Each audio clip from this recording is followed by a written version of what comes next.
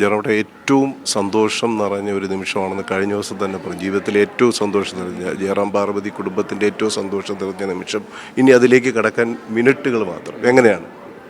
അല്ല, അതേ പറഞ്ഞ ഒരുപാട് സന്തോഷം. അത് പല കാരണങ്ങൾ കൊണ്ടാണ്.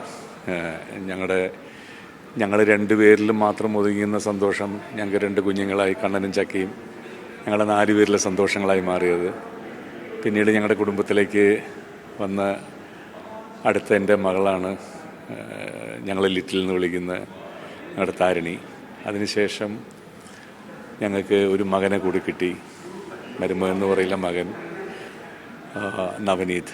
അപ്പോൾ ഇപ്പം ഞങ്ങളുടെ സന്തോഷം എന്ന് പറഞ്ഞാൽ ഞങ്ങളുടെ 6 പേരുടെ സന്തോഷങ്ങൾ ചേരുന്നതാണ് ഞങ്ങളുടെ സന്തോഷം. സോ 32 വർഷം മുമ്പ് കണ്ണൻ്റെ മുമ്പിൽ അശ്വതിയുടെ കഴുത്തിൽ താലി കെട്ടാനുള്ള ഭാഗ്യം എനിക്കുണ്ടായി. 1992 സെപ്റ്റംബർ 7-ാം തീയതി. ഇപ്പോൾ ഈ ഡിസംബർ മാസത്തിൽ കണ്ണൻ്റെ മുമ്പിൽ കണ്ണൻ്റെ കല്യാണം. അത് ഞങ്ങളെ സംബന്ധിച്ചിടത്തോളം എത്രമാത്രം സന്തോഷം തരുന്ന ഒന്നാന്ന് പറഞ്ഞറിയിക്കാൻ പറ്റില്ല. ഗുരുവായൂരപ്പന് നന്ദി,